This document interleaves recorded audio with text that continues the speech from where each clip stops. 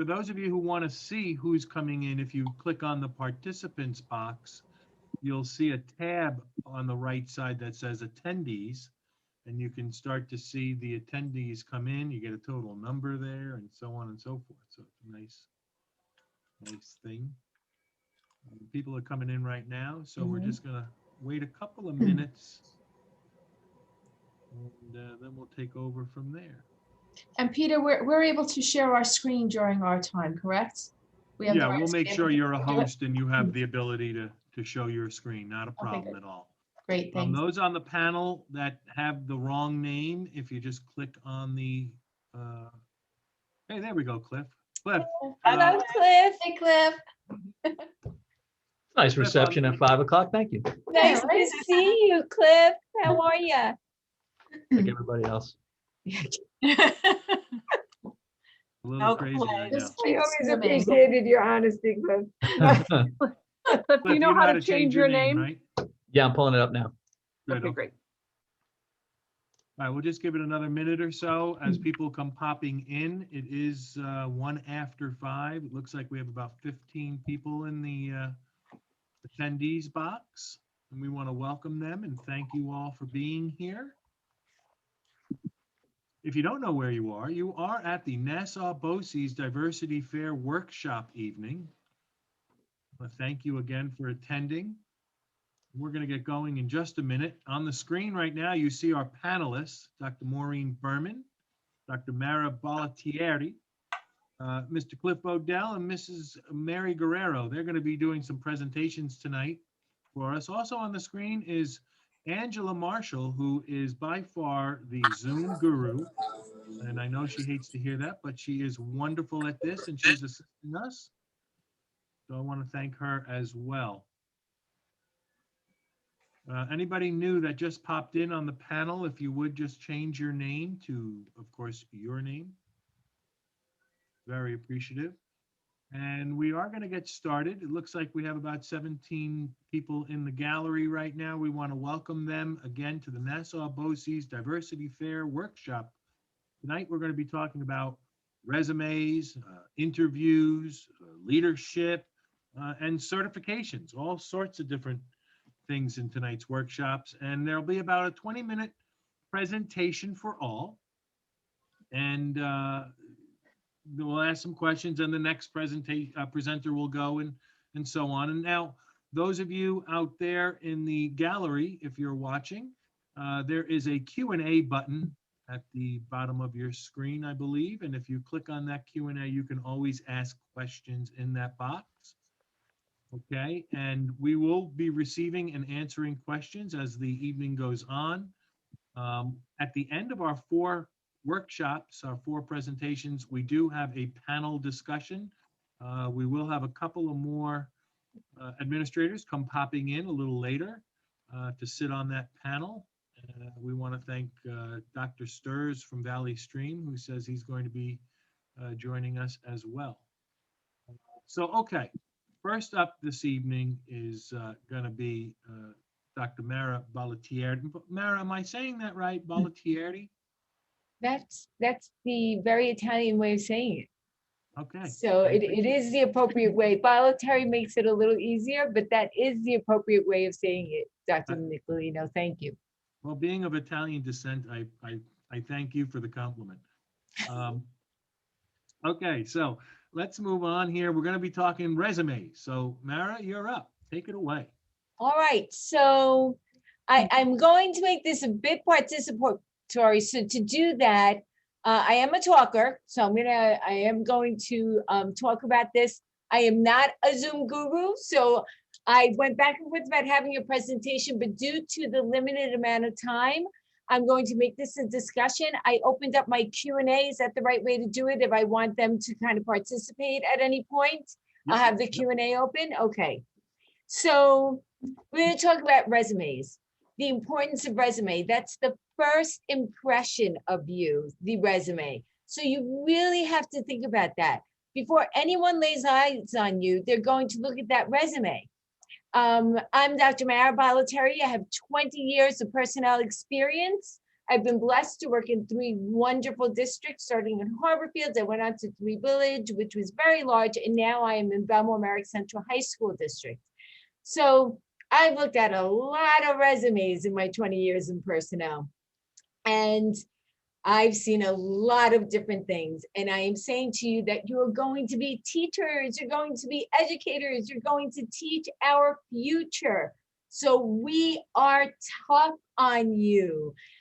It's competitive, right? If we look at 2 resumes or 3 resumes or 4 resumes that are the same, and you see one with spelling errors or grammar errors, we say, not only is it that it's a teacher and someone can make a mistake, but these people are going to be planning and organizing, right? So you want someone that took the time to do things right. We know things are tough on you with technology. We know OLAS is not easy. And we know that some of these application systems are not forgiving. However, there are some hints that I do want to give you. If I'm talking too loud, forgive me. I am, rather pumped up here. So I do want to keep you awake. It's 5 o'clock in the afternoon. So I'm going to keep it going this way. So, and Cliff knows me. This is just the way it is, right, Cliff? No, all these years later. So, again, it's your first impression. People aren't laying eyes on you. They're looking at your paper. So you want to make sure that you have at least 2 other people look at this to make sure that there aren't spelling errors or grammar errors. Think about your font. Your font is an expression of you. You want this to look nice, right? Make sure that the bold is the bold, that the regular font is regular font, and that it's expressing who you are. Your identifying information should have no mysteries. P.O. boxes. Why? Just give an address. Give an address. Where do you live? We don't need mysteries. Again, you're a teacher. We want to know who you are, where you live. Cell phone numbers, emails. Make our life easy. We have so much work to do. We're going to need to get a hold of you. Just let us know where, right? So that'd be awesome, because the next person is going to have their cell phone number and email. That's going to make it easy. So your address, cell phone number, email should be right in the center, right there up front, so we can find it. Mara, if I could just pop in here for a second, Yes. email addresses are also telltelling. If you have an email address that says, partyallnight@gmail.com, probably not the best way to go. So get a professional email if you don't have one. And I've seen that. That's why I say party all night. I know you're out there. Agreed. No. So thank you for that. Absolutely. So thinking about, this is a question that I get often. Where should I put my certification and where should I put my education? That's our priority. That's what we want to know the most. So don't hide that. Sometimes I look at a resume and I'm not quite sure what the person teaches, and I have to dig for that. So right up front, let us know what you went to school for and what your certification is. So that should be, again, right in the front, and you should bold your categories, right? You want to bold certification, you want to bold education, experience. That's really important. And your certification should be right up front. I suggest your education first and then your areas of certification. It's okay if your certification is pending. I know that right now things are very complicated for you. I think that we're very forgiving of that. I used to have certification areas memorized, and I don't think it's just my age. I think that it's become very, very complicated. Thank you, Cliff. You're the best. I think that it's become very complicated at the state level, and we do have compassion in our hearts for you, because the number of tests that you have to take now and all the steps that you have to take, that's okay. Just make sure that you write pending. With that, as far as your certification and your education, you want to be honest. You have to be honest on your resume and your certification. So I am going to stop there. So far, we have identifying information, we have education, and we have certification. First impressions, right? And being honest. So, Dr. Mara Balateri, you're going to use your Q&A right now as your chat. That's all you know about me right now, besides that I've been in personnel 20 years. Take a look at my name. What does it tell you about me? This is a little exercise that I do in my Dignity Act trainings. What does it tell you about me? Go ahead. Anybody can say anything. I promise I won't memorize your names. No. What does it tell you about me? Hold a doctorate degree. One time I was in ninth grade class and a kid said, "You're smart." I'm like, "All right, I'll take it." No. You have a doctorate? Right. What else does it tell you about me? What did Dr. Nicolino say earlier?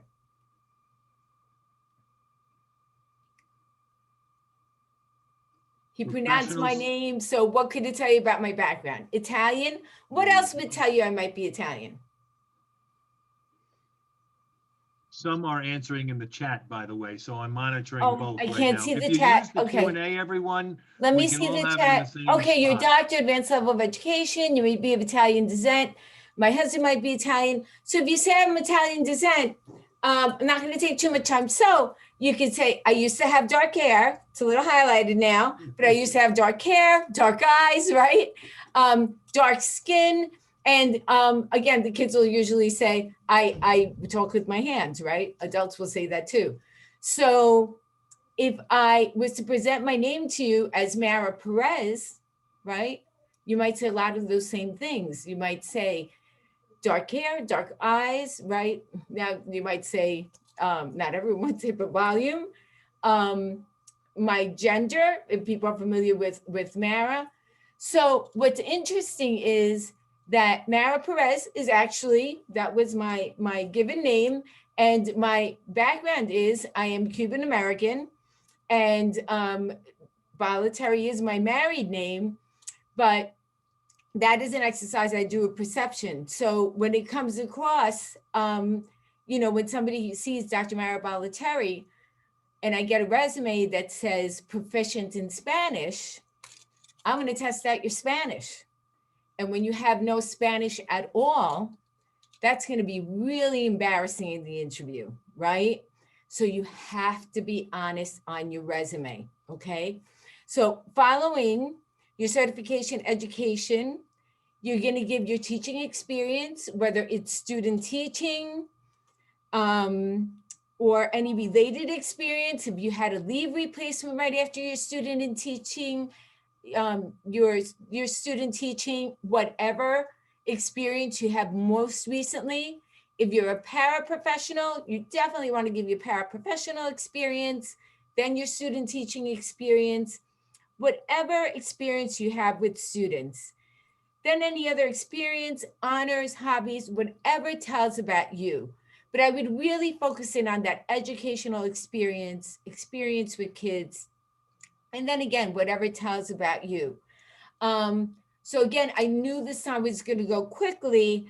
And, there are a lot of good templates, as you know, that are available to you. So you could. Can I just jump in for a second? Yes. One of the things that comes up a lot in interviews and looking at resumes are gap years. Can you talk to the audience a little bit about a gap in their service or something that took place where they may have not have completed service, maybe in the school or something, gap years? So that's excellent. I used to work for a board member that used to really come down on me when I hired someone who had a gap year because he was a criminal attorney and he swore that everyone was in jail. So that is an excellent point. And I think that you could take an opportunity, if you could work that into your cover letter, that would be a great way to say something that you may have experienced, or if there was something that may have happened, if it's something personal and you don't want to share exactly what happened personally, but something that maybe helped you to grow, a personal experience that could have helped you grow. You could certainly share something like that, but your cover letter what I'm going to express there is you want to make sure that it is a business format, that it is addressed to the current person or the current superintendent in the position. Please make sure you do that. Please do not to whom it may concern, sir or madam, because there are people who take the time to look up at the current website, which is at your fingertips, and you can look at it on your phone anytime, because you know everybody's on their phone all the time.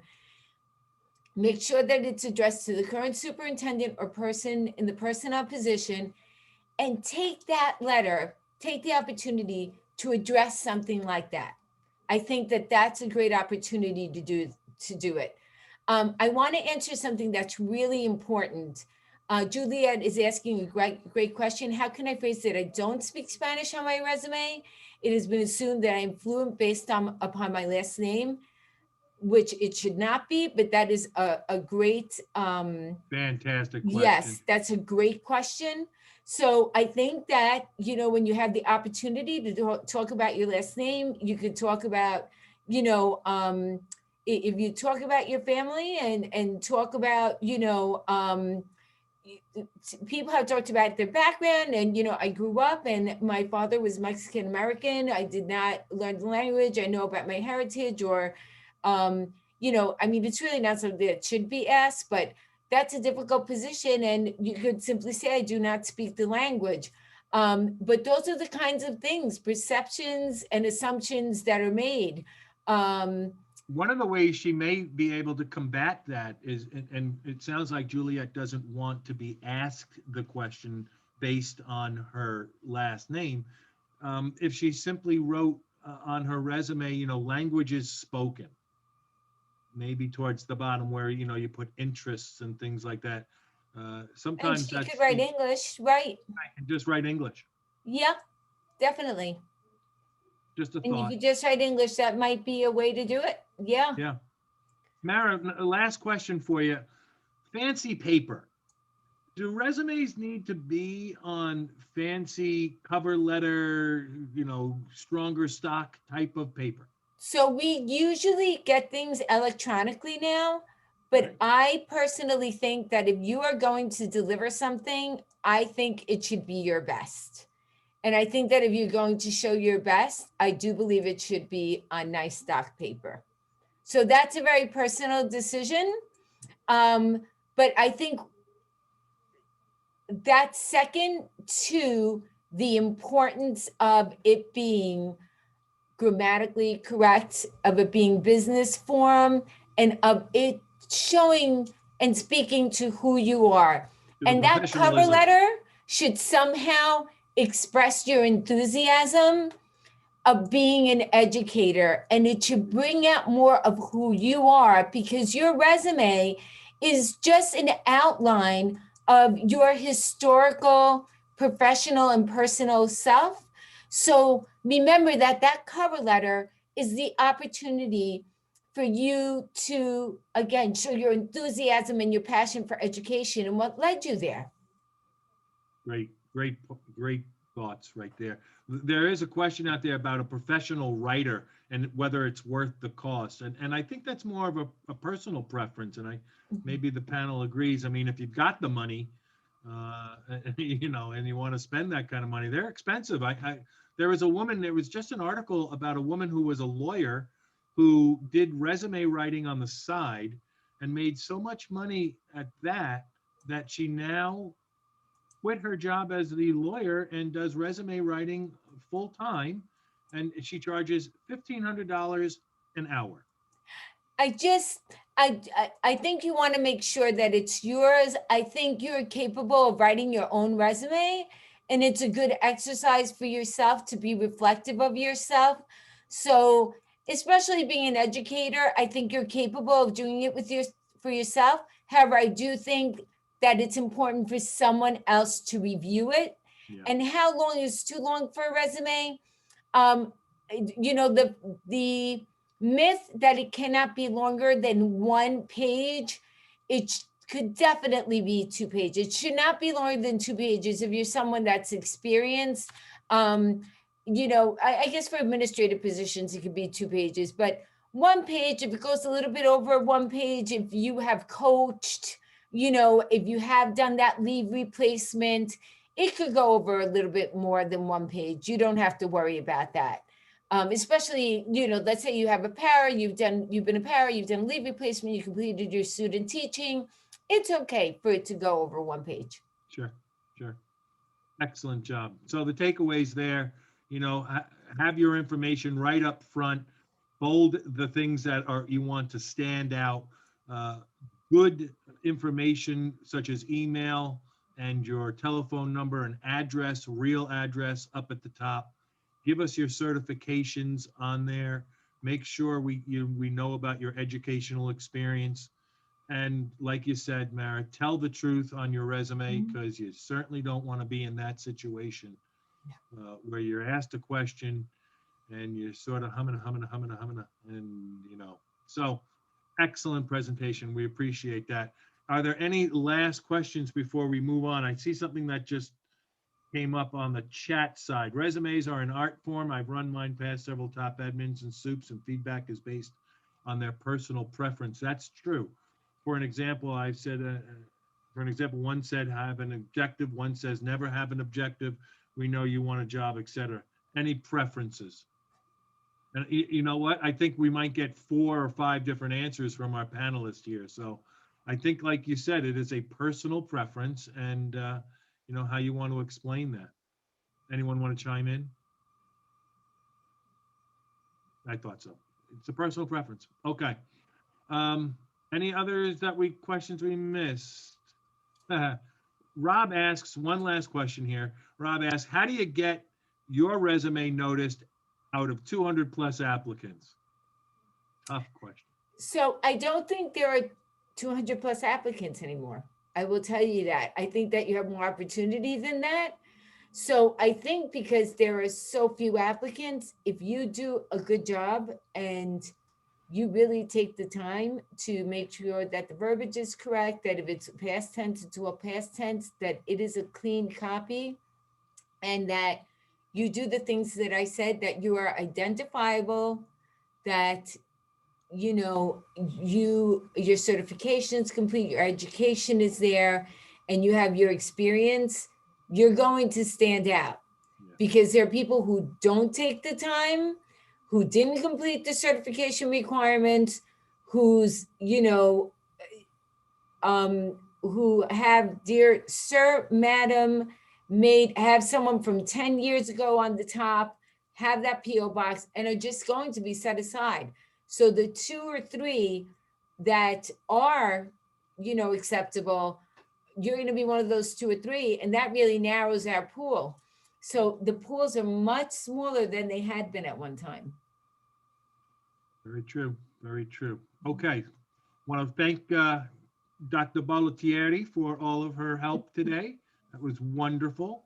And we're going to move on to our next topic, which is going to be interviewing, which is similar, of course, to the resume, presented by Dr. Maureen Berman from Lynbrook. So, Dr. Berman, take it away. All righty. So, hi, everyone. I'm in education now 30 years.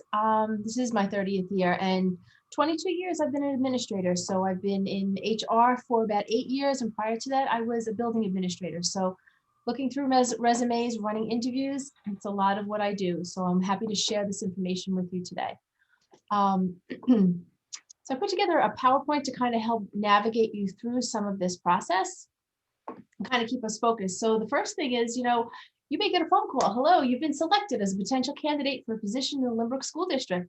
We're scheduling you for an interview on Thursday, February 8th at 5 p.m. at the Administration Building, located at 111 Atlantic Avenue in Lynbrook. So now what? What are my next steps? Some of the preparations you need to consider. You want to make sure, as Dr. Bollettieri was talking about with the resume, you want to make sure your resume is up to date. So all of your information is accurate, but it's up to date. And sometimes what you may find is you've loaded your information into OLAS, but there may be a few things that have changed from the time your resume hit OLAS to when you actually go to an interview. So have that resume updated and have it prepared so that you can bring it with you to the interview. Prepare a reference list. Quite often you'll be asked for a list of references at some point during the interview. So have that readily available and not be able to say, oh, I'll get that to you, or can I email it to you? Having that accessible at your interview is something that is going to be very beneficial. And Also, shows sorry. professionalism, right? And shows professionalism, right? It If you definitely have it does. right there. Yeah. Definitely does. And then you want to update your portfolio. If you have a portfolio that you've prepared and you'd like to present it during the course of your interview, make sure that the information in there is also up to date. And you try and find ways to be able to utilize that portfolio during the interview process. Sometimes we'll find people come in with these great big portfolios and then they leave and no one has ever seen them. So if you do take the time to prepare a portfolio to show all the wonderful things that you have been doing, utilize that portfolio as part of your discussion when you're answering some of the questions. Also, don't be afraid to be able to say while you're at the interview, to be able to pass the portfolio around so people can look at it while you're there for the interview. You also want to look to research information about the district and the position. If you want to help set yourself apart from some of the other candidates, take that extra time, go online, look on the website, find out some information, little tidbits about the district, some information maybe about the position that you're looking to apply for and that you have the interview for. And you can weave that into your responses sometimes as well. You want to research where the interview is taking place and possibly even do a little drive-by beforehand so you're not so nervous the day of, now where do I park? I'm not sure if this is the front entrance of the building. Kind of takes that extra little stress off so you can just focus on getting there and being there for the interview if you do this beforehand. Also start thinking about the things that you have to offer to the district that you're interviewing for, something that's going to set you apart from the rest of the candidates. You're also going to want to think about what are you going to wear to the interview and what to bring. And I'll go through some of that with you through this process. There are different kinds of interviews that you could be asked to participate in. Sometimes you're told that you're coming in for a screening interview. They may run about 10 minutes and it's really a quick, let us get to know you and kind of separate you right away from some of the other candidates so that we can narrow down a pool of maybe 20 candidates to a pool of 6 or 7. Sometimes that's with just a few administrators. It could just be with 2 administrators. It varies from district to district. If you're brought in for a full committee interview, that's normally a larger pool of people that will be interviewing you, which could range from administrators to teachers to it could be clerical staff. There could be parents on that committee. So it's usually a larger committee of different constituent groups that have a vested interest in seeing who you are and seeing if you would be a good fit for the district. The next part could be that you're working with central office to come in for an interview to meet with central office. That could range from meeting just with the superintendent, or it could be the superintendent and several other administrators, assistant superintendents that are at that level. And then in many cases, the board will look to interview candidates at the administrative level. So for those of you that are looking for administrative positions, that would be another component of your process. So first impressions, you want to shine. This is your moment to be able to tell the district everything there is to know about you and why you are the one that should be hired. So keep in mind, the first words that you're going to speak are going to count towards everyone trying to think about, well, will you fit with our district?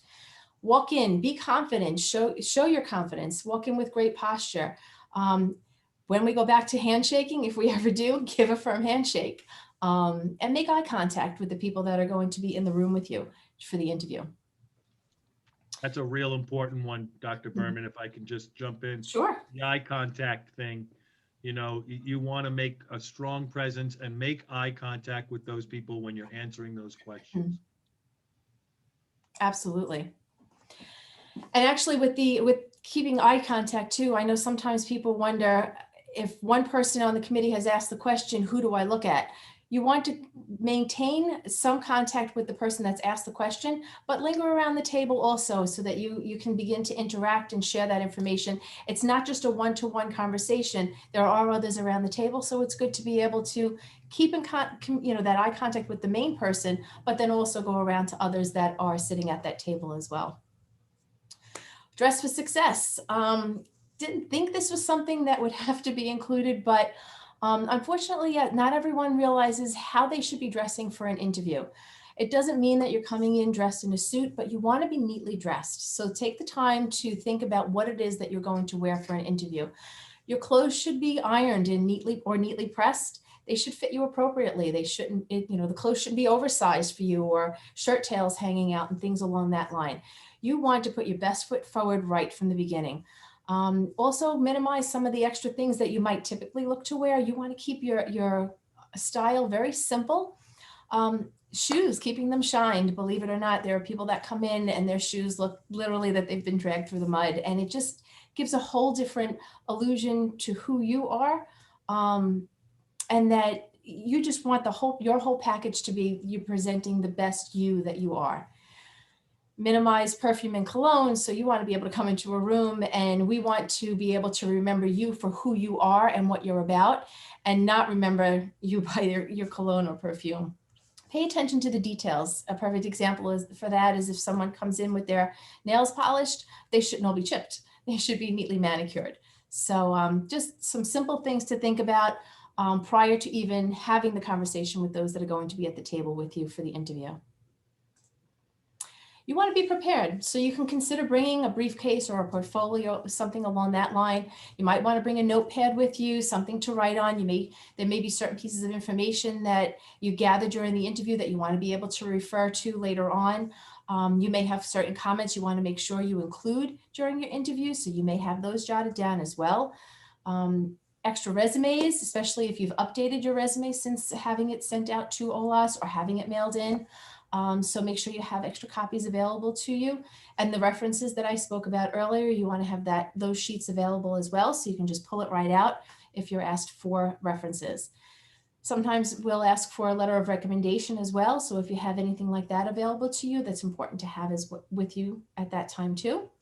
You may even have samples of work, maybe a lesson plan or a special project that you focused on that you want to be able to highlight. Some of those things may be in a portfolio that you may have already put together that you are either passing around to everyone or utilize it to help answer some of the questions when you're asked.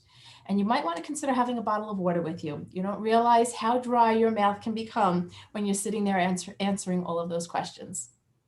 And it's okay to drink, right? Or the Yes. water. It's okay to Yes. take a moment and pause and drink from that water, even if we usually put a bottle of water out for our candidates, and it's okay to take the bottle of water and to leave with the bottle of water, especially in these COVID-19 times. Yes, very right, very true. So just a quick interview checklist. Arrive 15 minutes early so that you know that you're in the building, you're in the location where you need to be, and you can take a breath for a moment or two before you actually go in for the interview. We talked about dressing appropriately. Know the interviewer's name and how to pronounce that person's name, so that you know who it is that you're asking for when you first get in there, get into the interview, and you can acknowledge that person by name when you go in for the interview. You also want to extend a warm greeting. And in most cases, wait to be asked to have a seat. Typically, when I have someone come in for an interview, I'll introduce everyone that's at the table, but I will direct the person to sit at a particular location in the room so that they know this is where their spot is going to be. Again, the eye contact is important to have. Show how enthusiastic you are and how excited you are to be there for the interview and to be able to share everything about you with us during that interview. Again, researching the information about the district and the position, that should be part of your process when you're thinking about your interviews, and be prepared to answer questions and even have questions that you would like to ask at the end of your interview. So when you're answering interview questions, you want to consider leaning forward while you're listening to the questions that are being asked, and also when you're answering the questions. You want to be aware of your placement of hands. I too talk with my hands a lot, a little bit of my Italian background as well, but being aware of your placement of your hands, whether it's on your lap or if you're at a table, to be able to have them placed on the table is an important piece just to keep in mind. Again, there we are with the eye contact, and speak with confidence. Speak with certainty in your responses. Be clear and be concise with your responses as well. And for you to be able to project your voice and not be very soft-spoken or talk down into yourself, but to be able to project out to the people that are at the table with you. It's a lot easier when you're just having a one-to-one interview, but when you have some interviews where there could be 15 people around the table, you want to make sure that everyone can hear everything that you're saying.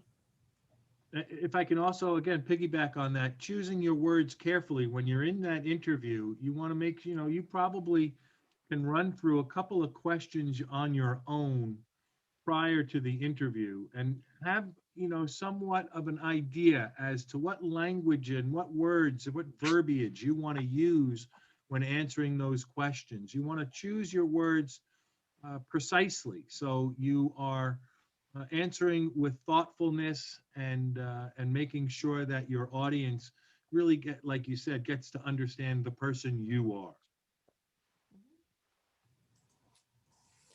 What kind of questions then could be asked during an interview? And they could range from a variety of topics, and I just wanted to share a few with you. So you probably will be asked something that has to do with instruction, whether it's, how do you address a wide range of abilities in your classroom? Or how do you assess the students in your class? How do you know that they've learned what it is that you expected them to learn during that lesson? Or how do you work with the unmotivated student? And how do you provide instruction to help motivate that child? There could be questions concerning classroom environment. What are your expectations for helping to work with children that have different abilities and the struggling learner versus the high-performing student? Or what do you do on the first day of school to help you get to know the children that are in your class and begin to build that relationship? There could be technology or computer kind of questions where basically, how do you incorporate technology into your classroom? What types of programs have you utilized? Especially now with remote instruction taking place, how have you utilized remote instruction? What does that look like for you? How have you been able to implement and provide instruction in a fashion that was manageable for you and for the children in your classroom? We can talk about the classroom discipline, and it could be a situational question where what was the most challenging discipline problem that you've encountered? How did you handle it? Would you have handled it differently after thinking about how you handled it the first time? If you were up against that same type of situation, would you handle that differently in the future? Classroom management as well. What type of classroom management plan are you going to look to establish in your classroom? When you think about your planning skills, what consideration would you have for creating your plans for your lessons, and how are you going to plan a unit? Do you work collaboratively with the other teachers that are on your grade level to be able to plan together? Questions concerning communication and collaboration. What kind of communication do you have with parents? At what point do you look to reach out to parents? Do you wait until there's an issue, or do you start to contact parents right from the beginning of the school year to let them know how happy you are to have their child in your classroom? And then how do you approach parent-teacher conferences? That could be something else that could be asked of you as well. When you look at professional experiences, what opportunities have you had to help improve your professional background? Or how do you bring multicultural education into your classroom? What does that look like? There's usually questions about your personal qualities. A typical question is, how would you describe yourself using 3 adjectives? And provide some examples so that we understand what that looks like. Or simply, why did you choose teaching as a profession? What brought you here today? So this is just a sampling of some questions that can be asked. And then what you'll find is quite often you'll start to respond to certain questions, and there may be tangential questions that are asked as a result of your responses. When you're responding to the questions, you want to listen to the question, pick out the important pieces, and then prepare your response and be as specific as possible. Quite often we find people generalize information, and if we're looking to separate candidates, the generalized responses will not help us.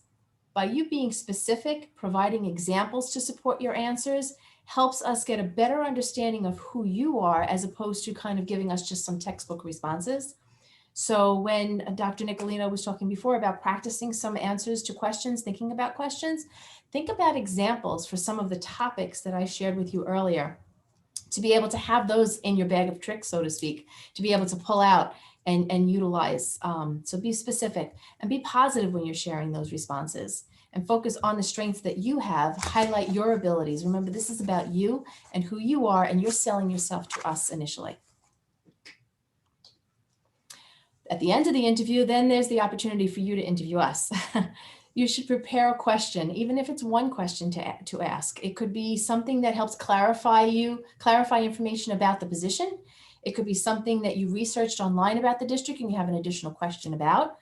And it could be simply about the process also, about, what the next steps are going to be and will you hear one way or the other.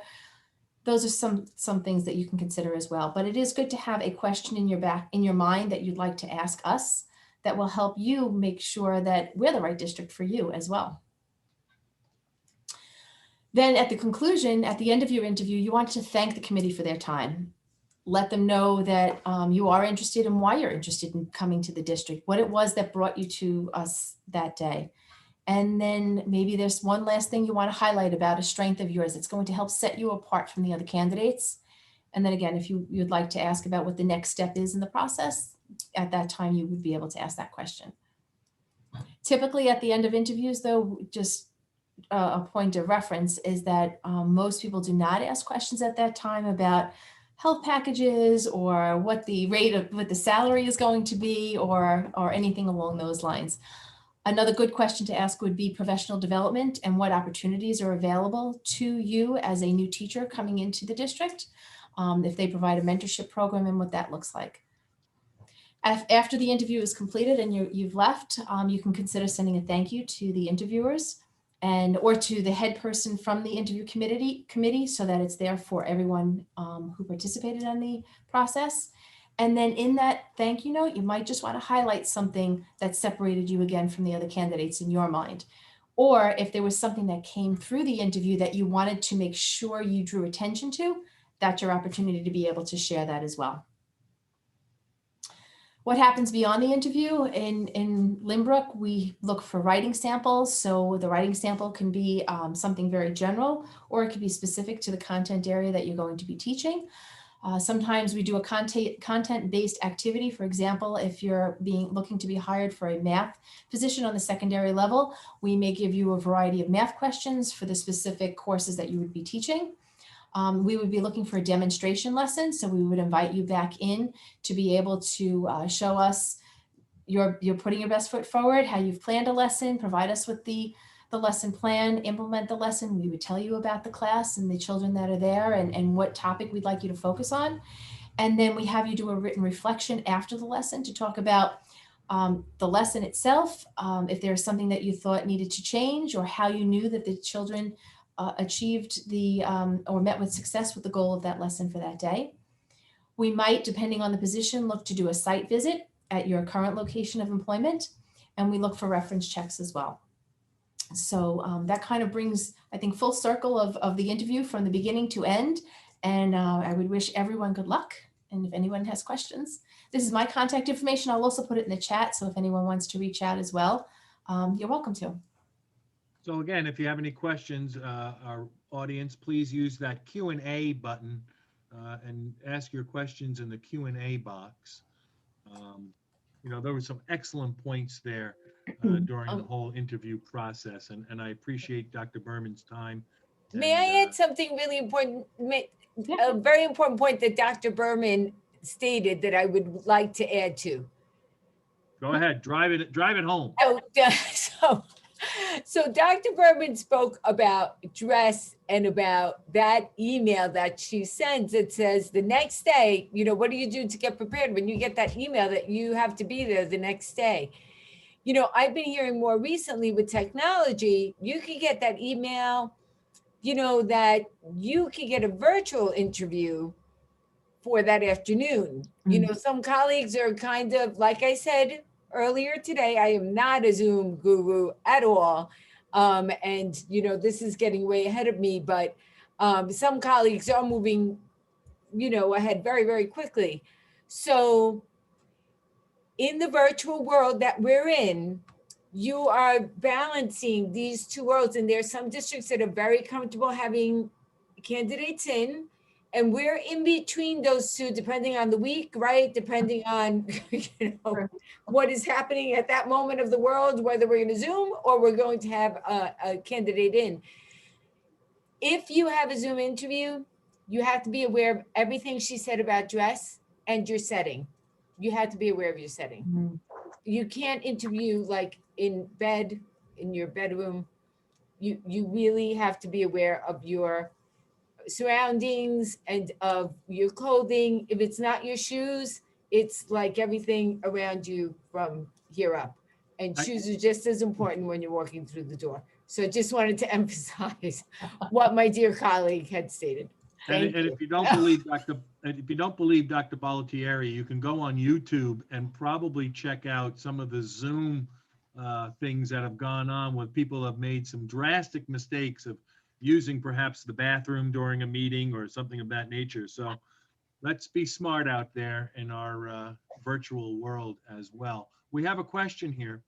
How long would it be from the time the job closes on OLAS to getting an interview? Is there a specific, that's a great question. Is there a specific time frame? I know for us, once we put something out on OLAS, it's out for the week. Once it closes down, we're already looking at resumes as soon as they start coming in. And then by the following week, we look to do our initial screening interviews. So that we do it rather quickly. Yeah, and it's rare that it wouldn't be done quickly, right? Unless, of course, the position gets X'd out of the budget somehow or something changes. Mhm. You would probably, as a district administrative, level, want to move quickly rather than just holding on to the name. So I hope Yes. anyone else have a different opinion or want to chime in. No? Okay. Another question just popped up. What is the best way to answer, tell us about yourself? And that is such a vague question. So what do you think? So Peter, I have a little piece on that. What the recommendation I make to everyone for that question, because it's usually the first one you get, and we ask it so that the candidate can get it kind of settled in, right? It's an innocent question, but I've seen people spend 20 minutes answering that question and they're shot after that, right? And I've seen other people not answer it well. What I recommend to everyone is have a minute and a half to 2 minutes rehearsed, as crazy as that sounds, on tell us a little bit about yourself. And you'll know that you're getting in those points that you want to make. You're focusing on what brought you to that room that day, but you're not going to start talking about, I was born in Brooklyn, way back when. So I recommend to everyone, be prepared for that question and be prepared, rehearse a good minute and a half. And that's all we're looking for. A little bit about yourself, and then want to get into the interview. But you can, in something so innocent, really hurt yourself. So I recommend to everyone, be prepared for that question, because it's coming, and have that already rehearsed. That's my opinion. Anyone else on the panel have a share? I did have that in rehearsed, Cliff, and I know what you're saying. And I talked, whenever I interviewed, I talked a little bit about, growing up in Long Island, the school district I attended at high school, so on, and where I went to college right off the bat, and, a little bit about my sports background, and, that's about it, my education and kind of where I want to go to. And that 1.5 to 2 minutes really, like you said, can set the table for a really good interview. Yep. Any other questions out there on this topic? We are a little ahead of the schedule, but that's okay. All right. So we're going to move on to you, Cliff. We're going to talk a little bit about some leadership issues and things of that nature. So please take it away.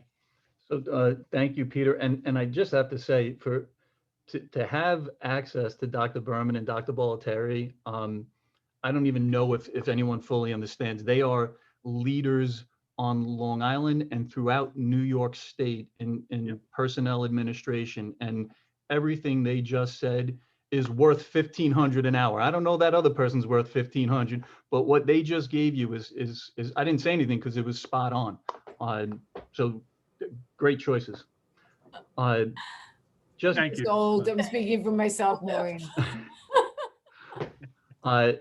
So what I kind of put together tonight, just for everyone, is a little bit about administrative responsibilities when it comes to teaching. But before we get into that, I did want to address a little bit about some things that I think aspiring administrators may want to pay attention to. So I kind of split it into two, but to just give you a sense of where I'm coming from, a little bit about my background. I started my career as a guidance counselor, and as a greatest job in the world. I still don't know why I left it. But the one thing that I learned as a guidance counselor, and you have to learn it very quickly, is that there's a ton of administrative responsibilities and paperwork. And one of the things that I learned very early on, and it helped me, was every piece of paper I touched was attached to a life. It was attached to a student, it was attached to a family, and it mattered to them, right? It was a part of a stack of papers that maybe were on my desk, but every one of those documents mattered to someone. And that helped me move through all of my paperwork and administrative type responsibilities. When I moved on from a guidance counselor, I became an assistant principal at Harbor Fields High School. I actually took over the exact office that Dr. Bollettieri had. And I can't believe that it's this many years later that we're actually presenting here tonight. And what I learned as an assistant principal in terms of, administrative responsibilities was that things like the code of conduct and the referral process, the importance of attendance recording, lesson plan submissions, because in Harbor Fields, we were also department chairs, in addition to being assistant principals. But that administrative responsibilities mattered a great deal, far beyond maybe the classroom or what you would think. I then became principal at Valley Stream North. That's a 712 building, middle school, high school. That's the district I'm currently in. And in my current position, I've been the assistant superintendent for personnel and administration in Valley Stream for the past 6 years. And what I've learned from this position is that everything I do is administrative now. We are administering the educational program. Things like policy matter. Process and procedures matter. Employment law matters. You have to pay attention to these things in order for your district to be successful. And so these are pieces to our positions that, maybe aren't the ones that get us the most, excited, but they are exceptionally important to everything that we do. And what I found is anyone, whether you're an administrator, certainly, but as a teacher as well, if you can manage your administrative responsibilities, your chances of success in your district are going to go up greatly as opposed to those who can't. So begin a little bit. As I said, I'll talk about the teacher administrative responsibilities, but just a couple of basics for anyone, and I imagine some of the panelists are looking to go into administration. As a new administrator, the first thing that it's essential to understand, in my opinion, managing people will be harder than any technical task you've ever been asked to do or ever will be asked to do. Technical tasks you can figure out. You can research, you can ask someone, right? You can work the problem. Managing people is highly complex, and it's exceptionally challenging. And here's the thing. Most new administrators, I found, have not really ever supervised anyone in a professional environment before.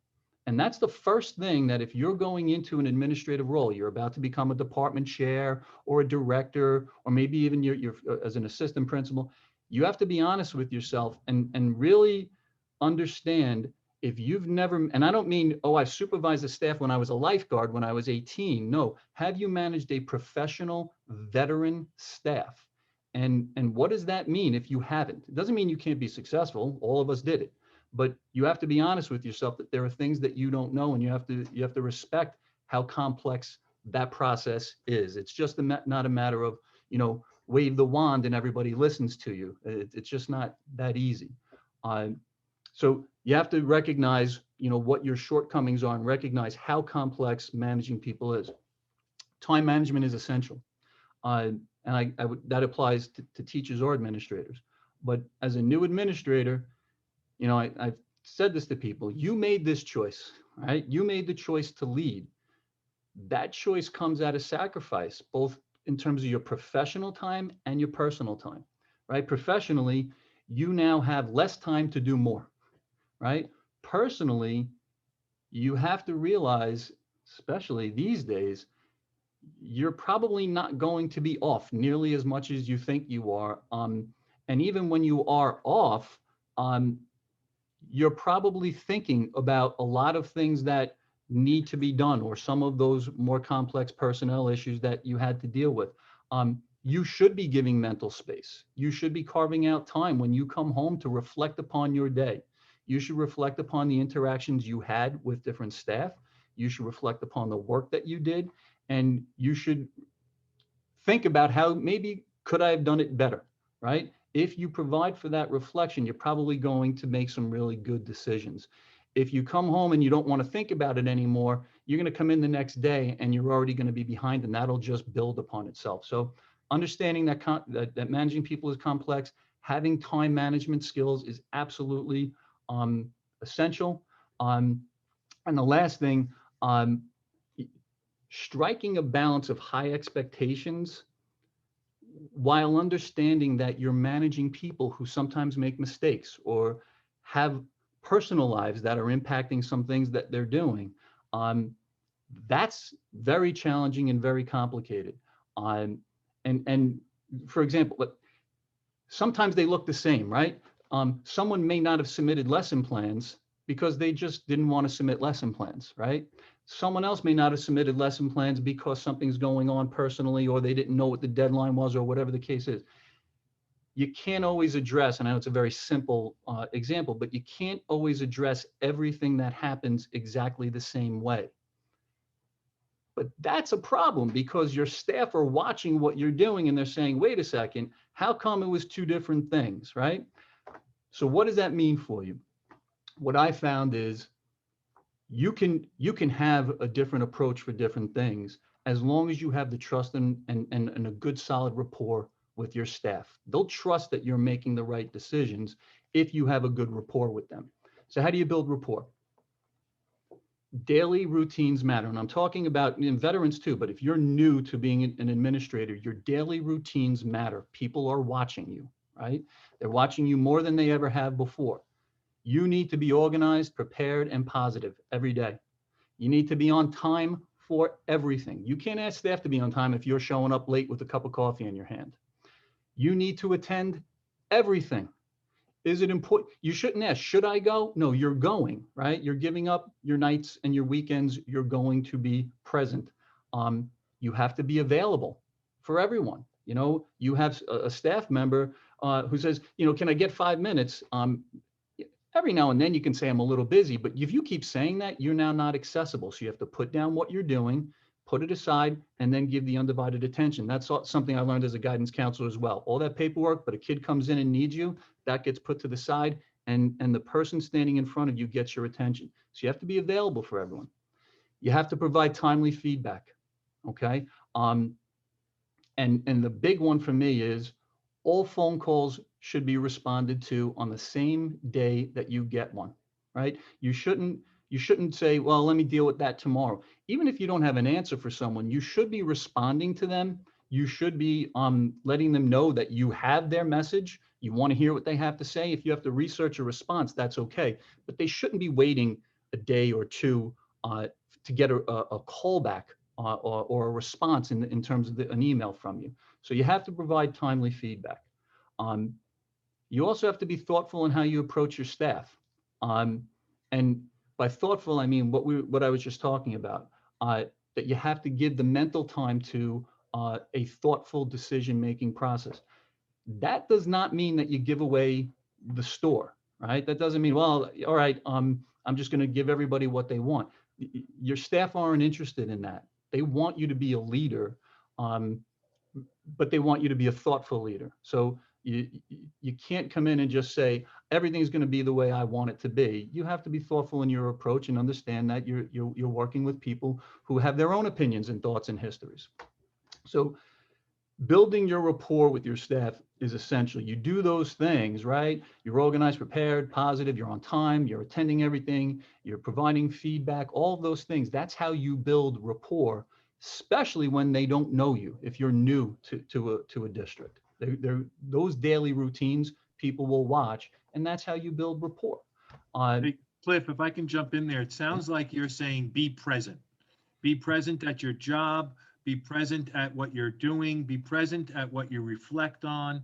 You know, I don't know if any of you administrators know the fish training story from Seattle, but you know, the old fish theory of, you know, being present is so appropriate right there. And you're right. So sorry to interrupt, but I just wanted to chime in a little. No, thank you. One of my favorite management books, because it's really, really brief. That's the best part of that. And Who Moved My Cheese? In addition to building rapport, as a new administrator, understanding your environment matters, right? And what does that mean? That means you have to understand, am I going to be supervising former colleagues? And if I am, you know, how do I establish myself as their supervisor, right? What does this mean for our relationships? And the best advice I can give you is to be open and honest with people that are close to you if you're in that situation, and share with them. I think some things may change, right? You're going to have more confidential information that you can't share, right? That can lead to hard feelings, right? You know, we used to talk all the time. You changed, you know, now you're the department chairperson. Well, yeah, I changed because I'm really busy, you know? I can't share everything with you. I changed because, you know what, I like you as a friend, but we're going to have to talk next week because, you know, I was in your classroom and I didn't like what I saw. So your relationships will change almost instantly. And that's something that you need to be aware of. Again, understand your environment. If you're new to a building or department, what are the pros and cons, right? Being new, clean slate for everybody. That's wonderful, except you don't know all the players, right? You don't know the histories. Maybe that's a plus, but that can also be a negative. If you're in the same department or building or district, you know, that background knowledge is helpful, but as I just said, some of those, you know, past histories, you know, can have an impact, right? Relationships with old friends, people that you had disagreements with at some point in time, right? Now you're at an elevated position. So understanding your environment is important. When you come in, are you being asked to be a change agent, or are you being asked to keep successful programs moving forward? You need to understand those things, because if you come in and start changing a very successful program and you weren't asked to do that, that can lead people to scratching their head. Why did you get involved in that? No one asked you to do that, right? Who's a champion of certain programs that you may want to get involved in? Understand, is this something that the principal put in place? You know, I have a leadership program in place at Valley Stream North. I wouldn't want someone to come in and start changing that, right? So understand who's a champion of different programs. So understanding your environment, very, very important. How are you going to communicate with your staff? Do you want to be formal or informal, right? And there's a variety of different ways to communicate with your staff. Who or where is your support network going to come from? Every first year administrator needs a support network. That's essential. And if you don't have a mentor, find one, okay? Because it's important to speak to people who may be in the building, but I think are outside and separate and apart, that you can kind of talk to from time to time. Very early on, I used to call Dr. Bollettieri a lot. Less so now, but it's important to have that ear. Especially Yes, when but you now I call him sometimes 20 years later, so you always have to rely on each other. Yes. Every now and then I can return the favor. And then the last thing for new administrators, you have to ask yourself, am I prepared to make difficult decisions, and how will I do that, right? And what does that mean for me and my team? Like I said before, your team isn't looking for you to give away the store. They want you to be thoughtful, but they want a leader, right? You're going to have some really, really talented people who do the right thing all the time. And if you're letting other things slip, those people will get frustrated with you. So no one's looking for you to give away the store. But you also don't want to go to the other side of things and just be so cut and dry with everything that you're doing. So that's where the thoughtful piece does come in. Be empathic, right? Be understanding, but be firm in your expectations. You know, Dr. Berman said before, be confident. And I agree with that. Be confident. Ultimately, your staff, the students, the district, the community, they're all going to learn who you are. You're a thoughtful, reflective leader, and that, you know, you want nothing but the best for the students and the school. that may take a little bit of time, but be confident that some of those tough decisions you're going to make, sometimes when you have to challenge a staff member, there's a reason for that, and students are the benefactors. If you're not ready to do that, then you shouldn't accept that leadership position, because that is the charge, right? And lastly, for all new administrators, final advice: listen, learn, and then lead. Don't come in day one telling everybody how you're going to lead. Listen and learn first, and then take some of your action to lead. I think that's important. Smile often. It goes a long, long way. As an assistant principal, I worked with another assistant principal who walked around the building and just grumbled and scowled at people. And I never understood that. As building leaders, students and teachers and people were looking to us to set the tone, right? And your staff will look for you to set the tone for the department or the building. Even here in my office, right? I have support staff. When you're smiling and you're positive, that sets the tone for everybody else. So be aware of that. And that's not always easy to do. It's easy on the good days. It's not so easy on the stressful days, right? And you're going to want to, have those moments. You can't. You have a higher purpose. So that's just a little bit about, first days as an administrator. There's a lot more that goes into it, but those are some of the basics in terms of building rapport and understanding your environment, finding a mentor. So those, as you're in a new administrator, and the last piece is the first piece. Understand, if you have not supervised a veteran professional staff before, that you've got work to do. That doesn't mean don't be confident, but it means understand that's something that you're going to have to work on and seek advice and counsel for.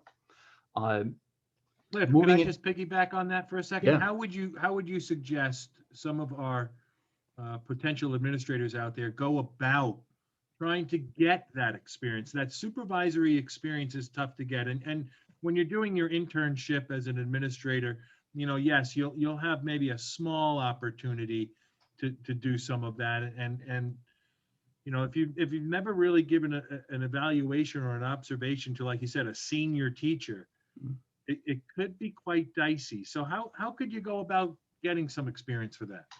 There are some experiences, like the first one that comes to mind.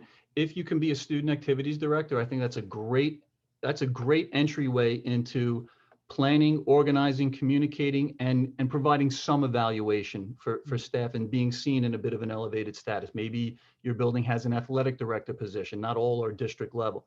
There are some smaller ways that you can do that. If you can be a lead teacher and just get a sense of, am I good at this? Do I want to give direction? Do I want to lead? Do I want to understand that sometimes dynamic tension is healthy? A little bit of conflict is okay. How about like a summer school position, Cliff? Perfect example. Right? Perfect example. Dean of students, great way to get involved in that. Summer school assistant principal, great way to get involved in leadership responsibilities. So they're there, and you may not. I didn't when I got my first leadership position, but I recognized very quickly there were some senior veteran people that I needed to make sure that I managed the right way. And so just being, if you don't have the background or experience, just be honest with yourself that you do have some shortcomings that you have to learn. Now, doesn't mean you won't be successful. We all did it, but just recognizing that piece, I think, is an important one. That's that reflective part you were just talking about, like Every day. Self-reflection. There's nothing wrong with saying, I don't have a grasp of this yet. Doesn't mean you won't. And that self-reflection piece, so important. And I learned that at an early age as well. So great point, Cliff. And it's okay to go home and reflect and come back the next day and meet with someone and say, I thought about it. I know that I said we were going to go in this direction. I've reflected. I think we should move in the direction that we were talking about. People will respect you for that. That's okay. You can't do it all the time, but you show that you reflected and you're willing to change course a little bit. There's nothing wrong with that. I think that's a healthy, again, that reflective piece. I think it's very healthy. Would you suggest to somebody that doesn't know the answer to somebody to say, let me get back to you on that? and do a Always. little investigating? Always. Oh, I spent my first year in every leadership position I had saying, I'll get back to you. Right. And that's okay, because people would rather have the right answer the next day than you just shoot from the hip, today. Uh, as long as you are showing that you are learning, right? If somebody else asks you that same question 2 weeks later and you got to go research the answer again, people start to wonder about you, right? But as long as you're learning as you go, then you're in good shape. But yes, that was my point, Peter, before with return the phone call or the email. You return a phone call to someone saying, okay, tell me what's going on. I may not have the answer for you, but now I understand it. I've heard you. People being heard is huge. I've heard what your concern is, and now I'm going to work on it. People hang up the phone saying, thank you. They listened, they understand. Now the answer is going to come, but I might even be willing to wait a couple days for the answer. But you got back to me today, and you heard what my concern was, whether that be a teacher, a student, or a parent. That immediate feedback and having people feel heard is very, very important. Yeah, nobody likes to be disrespected and not heard that way, and you're so right. So, if somebody took the time to make that phone call or write that email, got to take the time to answer back. So, You owe it to them. You want me to spend just a couple minutes on some of the things in terms of administrative issues that teachers may face? sure, I would love that. We have a So- couple of extra minutes, so go right ahead. So just by, when you're new to teaching, right? You want to be in the classroom, you want to work with students. This is your passion, your purpose. Administrative paperwork is not the first thing that comes to mind with, I want to be a teacher and an educator, and I want to fill out oogles of paperwork, right? I get that. Everybody gets that. But what I've found over time is if you pay attention very early on and you organize yourself, you'll be able to manage those administrative responsibilities, and they will become easy, but they are important, right? Things like taking attendance, maintaining a contact log for parent contacts, referrals, grading policies, field trip permission slips, showing a video permission slip. Some places have that. Your back to school and your parent nights. I would talk to my staff every year about back to school and parent teacher nights. And I would always let them know, for a lot of our families, that might be the only time they were in this building and seeing you face to face. You must be organized, prepared, and positive for those meetings. It goes a very, very long, long way. But what some people may not understand, when you take attendance, that can actually end up being a legal document down the road, right? If you are contacting homes, but you're not maintaining a log, if you get taken to task down the road, you want to be able to show, look, I've been making these contacts. It's important to maintain some of those administrative type responsibilities. Some of them are required by law or policy. And so usually there's nothing to them, right? You take attendance, you do your field trip permission, you do your video. It's never a problem until it's a problem. And then people look back at paperwork. And so fill it out today like someone's going to look at it a year from now. That's just the best way that I can describe it to you. And you won't realize it until a year later. I really should have dotted my I's and crossed my T's. Most people are good at it, but again, it's worth paying attention to because it's not why you went into teaching. Where can you get information on your administrative responsibilities? Superintendent's conference days, faculty meetings, new teacher orientations, policy manuals. They're available online for most school districts at this point. Not a bad idea to get yourself familiar with that. Employee handbooks, your mentor, and your supervisors. And so when you're new, ask questions, right? Ask questions as much as you can. As I said before, but demonstrate that you're learning from the questions that you're asking. All of those pieces will help you be successful and will show your immediate supervisor this is a person who's organized and prepared on a daily basis with not just their lesson plans, but with all the other administrative pieces that we need in order to effectively run a building. Administrative pieces for yourselves, and this, I'll finish with this. It's not just attendance recording and field trip permission slips and grading and those things. you have your own CTLE, right? Your continuing teacher leader education credits that you have to secure 100 hours every 5 years. You are required by New York State to maintain your own certificates for all of the programs that you attend. And your district is not required to do that. Some will, but some won't. And so you have to maintain a file with all of your CTLE. For probationary positions, you should know what your contract is. You should know what your benefits are. Here's something that might be worth money. Some districts, if you don't take their health benefits, offer a buyout. And so that could be worth a couple of dollars if you're paying attention and you understand, what your benefits are. When are you vested, right? For life for those health benefits, kind of an important thing to know personally. Is there flex spending? This is a good one, 24 or 20 checks. You might want to know that, because if you do it wrong, sometime in August, you're going to be looking for money and you may not have it. For those of you that don't know, you get the ability to be paid over 20 checks, which is September through June, and then you're on your own for the summer. Or you can select 24 checks and you'll have some money over the summer. Good things. Cliff, if I can just jump in there, we've said this 1,000 times to our participants, 56 school districts, 56 sets of rules. So you got to get to know the different school districts in Nassau County. I'm not even talking Suffolk County yet when we start getting into a larger number, but 56 different sets of rules. And like you said, you may have to take 20 checks. It might be written in the contract, or direct deposit is another big one where everybody is, got to be on the direct deposit roll. So all great points, great points. And all of those things, if you're diligent, if you give everything the mind space to reflect upon, you'll be able to manage your administrative responsibilities personally and professionally. But you do need to make it a priority. Thank you, Cliff. Great job. Thank you very much. And I just want to point out, we have in the gallery right now, Dr. Don Sturz. Dr. Sturz is from Valley Stream 24. We want to welcome him. He's going to be joining our panel when we start asking questions. But thank you for joining us, Dr. Sturz. We really appreciate it.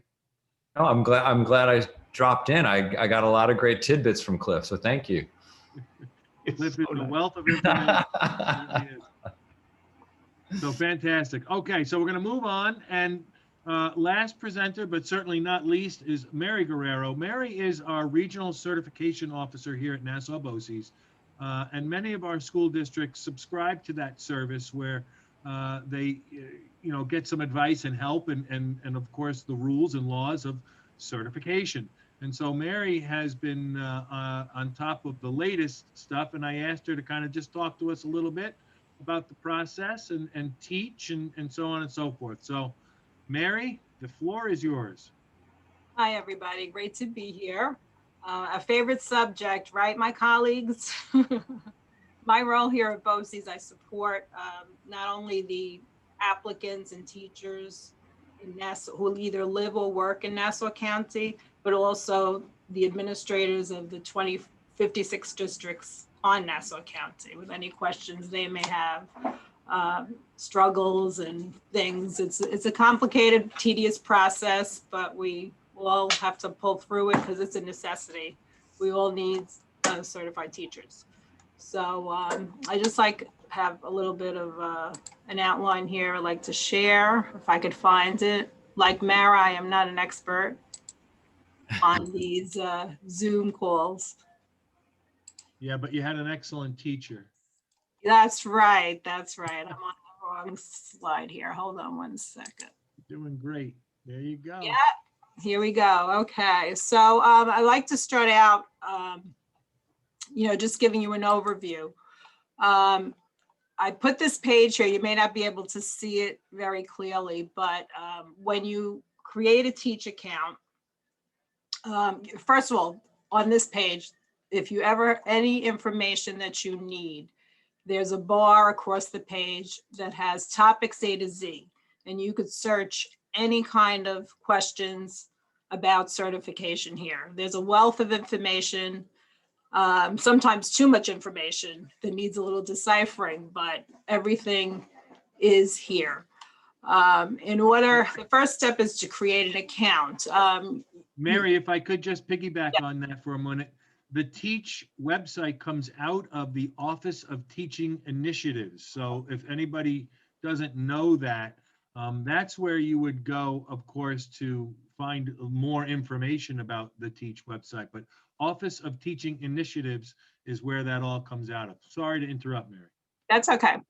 Now, even if you're not applying for a certificate, I understand a lot of you may be just getting into teaching, it's good to create an account because anything related to your certification will be put there. Like any kind of, your fingerprinting, you have to do it for that, workshops, anything, applying for certificates, everything is stored in there for you. First, you would have to log in and create a NewYork.gov account. It's a separate account that gets you into the state system. And then once you create that account, you'll have a login for that, which you really won't use that much. But then you have to add on a Teach login and account and create another account. And this username and password, you have to guard it with your life because it's difficult to change. And you just have to keep it in a safe place. You may use it when you first get your first certificate, and then you may not need it until 5 years later when you go professional. So you want to have that password in a place where you're gonna, have it. Can I also say, Mary, that when they do register, they should use their own email address, not a school's email address. Yes, because that may be ever changing. So you really should use your personal email address. That way you always have access to your account. If you give a schools and you no longer work for the school, you don't have access to that email account anymore. So you're going to want to have access using your own email account. Sorry, Mary. Yeah, and the other thing is please match the name you put into your account. Let it match your driver's license, your legal name.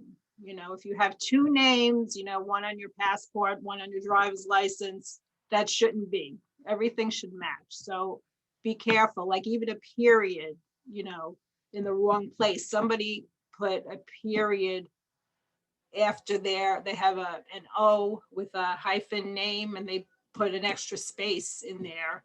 So when we go to look for that person, we can't find them because we're making it O''G, but they have O''G. So please make sure your name is exactly as it should be. If you have a junior and you want to put it there, be consistent with everything you submit to them and keep that consistent so you don't have to go and change your name and submit all paperwork for that. Now for certifications, there are different pathways. So what I decided to do is just pick a couple of them that are more pertinent to first time certificate, people getting their certificates. The most, I won't say easiest way because it is involved, but the most comprehensive and holistic way to get your first certificate is through a college approved program. That means you enroll in a program and all the academic requirements are included in the program. At the end, your college puts a recommendation in onto Teach. And you, in order to apply for that certificate, you would have to get a code from the college and all your requirements will be met, except of course the tests and the EdTPA are separate that you have to take care of. But there's less evaluation involved and a quicker turnaround for certificates like this.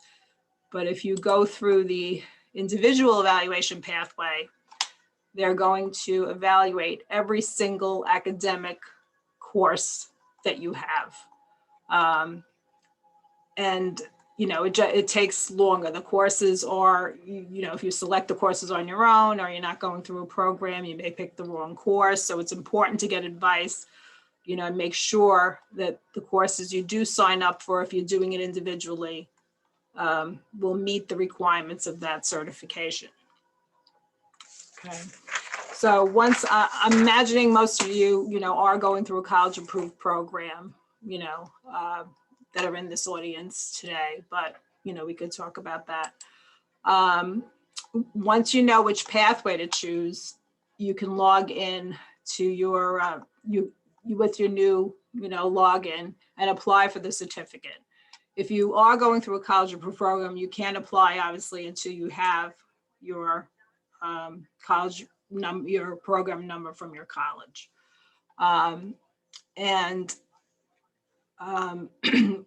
When you apply, there, like I said, you have to select the pathway and you have to, select the right certificate. If you're going for a childhood initial certificate, 1 to 6, you have to make sure you pick the right one.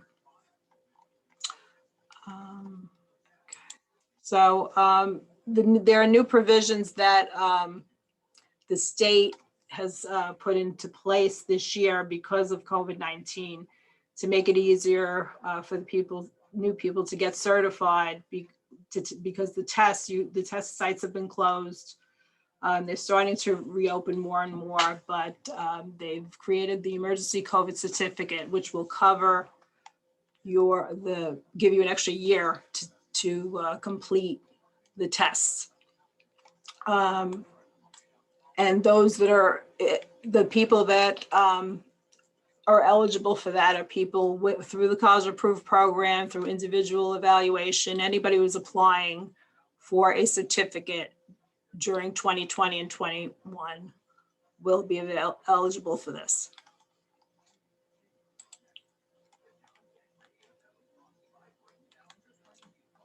Okay. The other provision they've put in is the EdTPA safety net. For those who are going for New York State people who are in a state approved program 2020 through spring of 2020 and summer of 2021. If they meet the eligible requirements of, of going through the college approved program and their school puts in, they send in, they have to be on a dean's list from the college that they send to teach, saying that this person has completed a college approved program and they are eligible for the EdTPA safety net.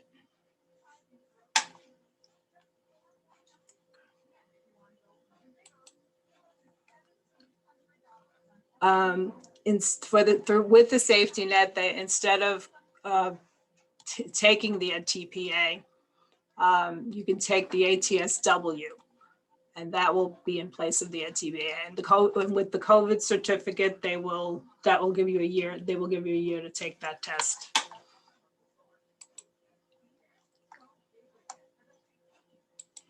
Okay.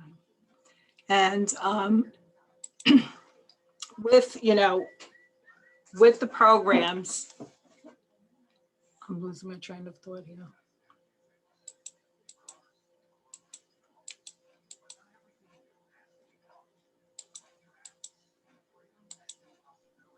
So Mary, if you'd like to just jump right to the OLAS, that's fine. The OLAS, yeah. Yeah. Oh, yeah. The other, so with certification, if you have any questions, I'm available here to help you and, figure out what you need to do. But with the OLAS, so the other thing, in addition to the teaching certification, the OLAS online application system, you can think of it as a large file cabinet where all the New York State applications are for schools. A lot of school districts participate in that. It's a cloud-based job application system serving school districts throughout New York State. And you can go there and create an account and you follow the instructions to create the accounts. As you complete each section, there'll be a green check mark on the screens. And in order to apply for jobs, you have to make sure you complete and follow those directions. You must upload a resume and a generic cover letter in order to complete the application process. But once that's complete, you can search for jobs in the area. You could, look at all areas in New York State. You could look at Long Island and click on by keywords, put in what jobs you want to look for. And then when you apply for jobs, as I said before, your generic cover letter will be attached to that job, but you may want to create another more specific to whatever job you're applying for the, for the particular jobs you are applying for, or else they'll just put your generic one. And I can't tell you when people apply to jobs at BOCES and we see, somebody's cover letter and it says, oh, I really I'm looking forward to getting a job in Great Neck.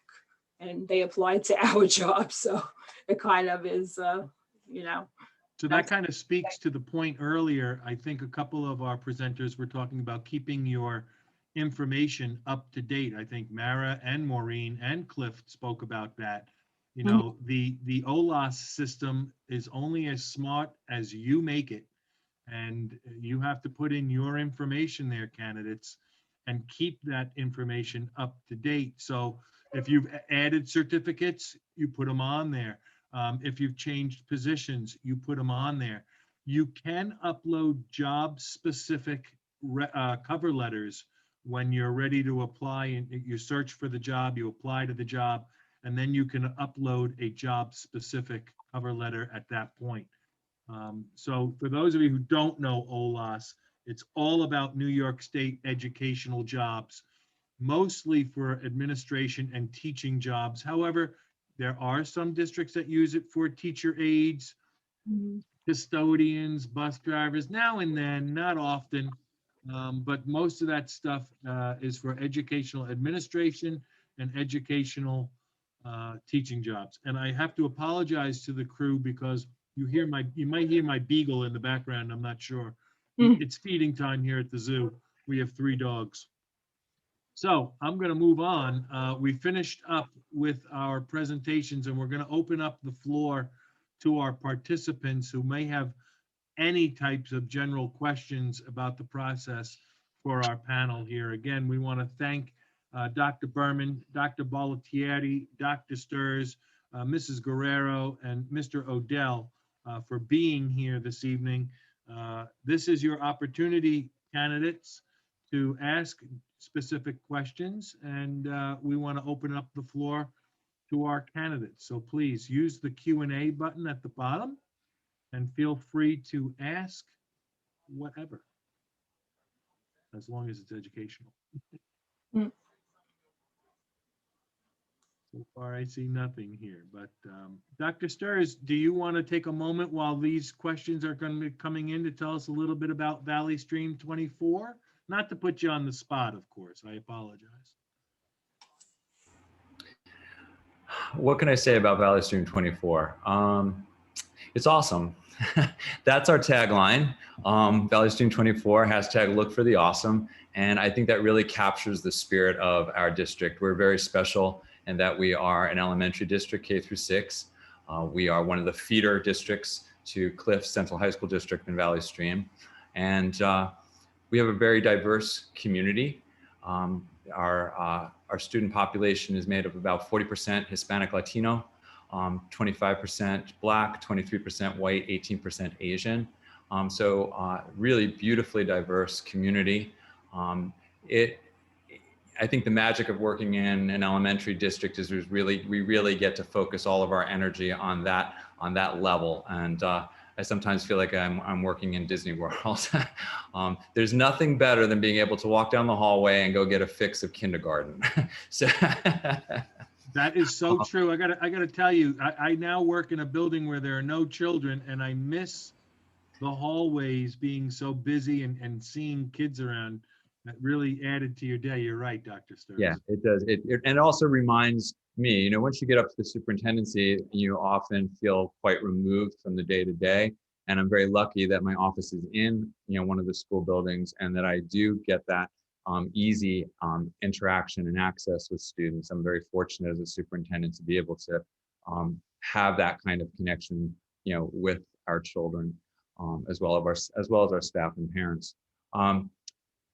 In in Valley Student 24, our professional development is a cornerstone of what we do, and we have really approached it from a professional learning community perspective, in which we frequently engage teachers teaching teachers in very active, innovative conversations.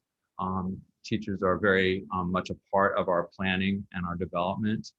And I think new teachers coming on board have been, they've been very pleased with the amount of support that they get. We automatically provide, a mentor, and we do, as I say, a tremendous amount of staff development. Our grade levels function as teams across the district, and we facilitate time for those grade level meetings to occur throughout the days. And always looking for what we can do better. What more can we do for our children? We have a very strong technology initiative. We were very fortunate that we had completed our one-to-one devices the year prior to the pandemic hitting. So when that all happened last spring, Valley Student 24 was actually very capable of pivoting into that full remote paradigm. We had done a tremendous amount of work around teachers being able to utilize technology as a tool in their instructional practice. And so when we had to pivot to that full remote, it was not quite as much of a shock for our teachers and our students as it was in some other districts. It was a big shock for parents, but we had a tremendous amount of support going from our technology team, even for our parents at home. And so we weathered that actually very, very well. I'm really proud of how Valley Student 24 pulled together as a family and weathered that part of the storm. And similarly, when we reopened in the fall, we've, knock on wood, we've done very, very well. And a large part of that is the fact that our teachers are given a tremendous amount of support. And so I think as potential candidates, as new teachers coming into the field, or new administrators contemplating opportunities that may present themselves, I think that's something that you want to make yourself aware of with regards to the districts that you consider as the culture of that district, the culture of the community. And is that someplace that you feel would be a good fit for you? I've worked in a number of districts as I've moved through my career, and I can tell you that that's a really important piece of job satisfaction, is that it's a good fit for you. Because I was thinking as Cliff was sharing all those really important pieces of wisdom, what I might say, and I think to anyone coming into the field, I think I would say that one of the first things is to know yourself and be authentic, because you'll never go wrong if you're being you're being your true self. And I think the other part of it is to focus on relationships, and focus on relationships. It really, at the end of the day, is all about that. It's how we interface, right? It's how you as a teacher interface with your students, how you interface with your colleagues, how you interface with administrators, how you interface with parents, and for administrators similarly in all those different directions. And you never go wrong when you're being yourself and when you're being honest. When you try to be somebody you're not, if you try to deliver a message you don't believe in, it's very difficult. So I think start with that, and then find a place that's going to embrace that approach, right? You want to find a district where they're going to want to bring on board people who are going to be creative, innovative, energizing. I always hate the phrase, well, they'll be a good fit here. I kind of like when things evolve and change, and if you just keep doing the same thing over and over again, or looking for the people who are the same as the people you have, I don't know that really fosters a district evolving or growing. And so look for a place that's looking for someone like that, right? If you're that person who's really energized and passionate and creative and is willing to try new things and expose children to really innovative learning opportunities and thinking outside the box, make sure that the district that you're looking to find a job in is going to offer you that opportunity.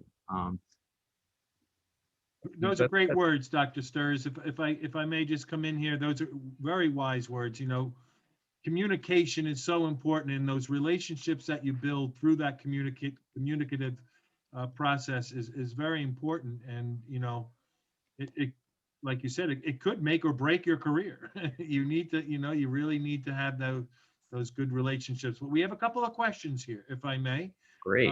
The first question up, and perhaps Dr. Sturs, you want to jump on this, and panelists as well. What kind of writing sample should I expect if I'm applying for an administrator's position? Mm-hmm. Typically, I can only speak from my experiences, but typically those writing samples are you're given scenarios, and you're asked to write how you might address that, how you might handle that scenario. So I think I would brainstorm about the types of things you might think, or speak to friends or colleagues about the kinds of experiences that might be asked about. That's typically I feel that the starter question for that. Yeah. It will probably be a current topic. I would be on top of current topics and how to communicate about a current topic. Either how to introduce yourself to the staff, or how to address a current topic. So I would just make sure to, like writing a letter to your district about COVID closures. COVID closures, right? Or how would you, communicate about another quarantine if your parents are reading these emails over and over and they're not reading them anymore? How would you develop a new communication? That kind of thing. So, I would say that. Good points. All good points.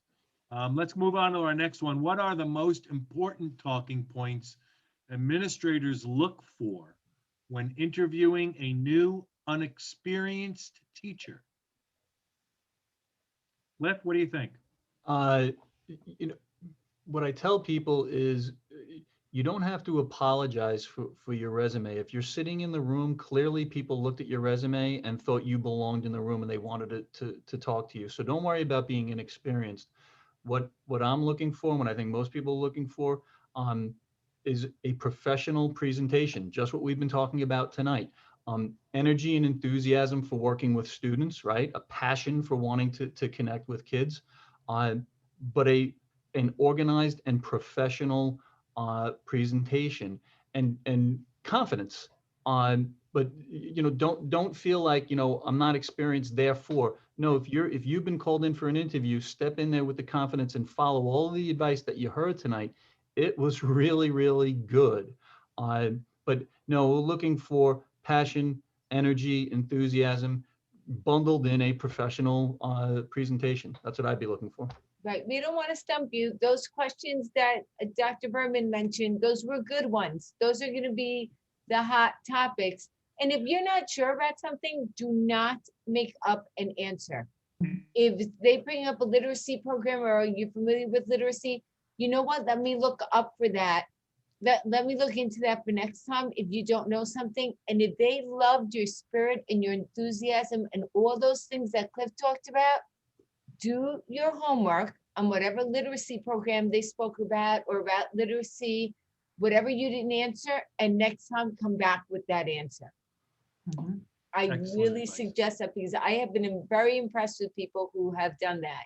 And that's something that I will look for. Same here. Excellent advice.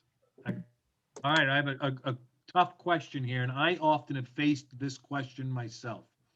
If my portfolio is electronic, how would I present that during the interview? You're not going to have time I want to meet you. I Yes. want to meet you. And I think that you lead with that when the appointment is being made, that you would like to present electronically, and you should contact Valley Stream 24, because we would love to meet the person who leads with that. There you Either go. send it ahead of time, but it's going to be tough during the interview. I would Yes, just forward I it, agree. right? I agree. I think it's something you lead with when you make the appointment for the interview, is that you have something you'd like to present electronically. And Great advice. in this day and age, a lot of districts would be like, wow, that's somebody we want to meet. for a number of reasons. Just the confidence to be able to do that and lead with that and present in a way in which we're moving our classrooms towards, it would be really meaningful. But I think it would be better to reference it to something. You know, I have a lesson plan, I have a report I'd like to share with you, and then, you know, hopefully you'll be invited back and you could reference it to something. I guess it and then depends on the video, right? I would imagine it depends on the presentation itself. Maybe you can speak to that presentation. I've often thought of putting my my iPad in front of me and just letting it show while I speak. And, you know, obviously you're not going to have sound there, but you might have it low, or you might show off some of the videos and pictures and things you've done in that situation. you just That's have a to be tough one. savvy because you don't want to stumble. Yeah, Maureen? Right. I've had some people too that have come with the iPad, and when they've gone to answer a specific question, they've been able to reference them very quickly, have it and use it within their response. I've also had people come in with a QR code, and they've told us that if we take a picture of the QR code, then we could look at this later on and not take up the time during the course of the actual interview. Great advice. Great advice. I always say come over prepared. Yes. And people can always say no, thank you, but come to play. So that's impressive. If you've got that organized and done and reference it, that's impressive. Yes. Okay, let's move on to another question here. Well, we have a question about the diversity fair itself, diversity fair being held virtually. And yes, if you didn't know already, we did have a participants meeting yesterday, and we let them know that this year, like it was at the end of last year, we will be having a virtual diversity fair this year. I know that I meet with also the districts as well, and our Monday meeting got canceled due to the snowstorm. But we are going to meet on Monday again and talk about this and the process on how we're going to deliver that. So I don't have an answer for you, participants out there, on how that is going to look right now, but I am going to get back to you on that. And we are going to be doing it virtually this year. Another question: what are some questions I can ask during the interview to see if the district is right for me? That's a good question. Dr. Berman had some good suggestions before. One of the things I think you need to think about too is what is it that you're interested in the district, and gear your question towards that. There may be a particular type of program that you're looking for, or a certain type of instructional process. You may be invested in professional development and want to hear more about the professional development that the district has to offer. So questions like that are going to have to come from within first, of what your interest would be and where your desire is, and then marry that to a question for the district. A great piece of advice.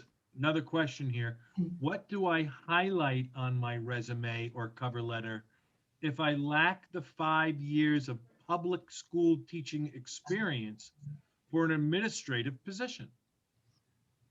That's a tough question to answer, because you certainly don't want to embellish those 5 years to a certain degree. You need to speak to your professional career. So I don't know if you can, if you don't have the lack of 5 years of administrative experience that they're looking for, that might not be the position for you right then and there.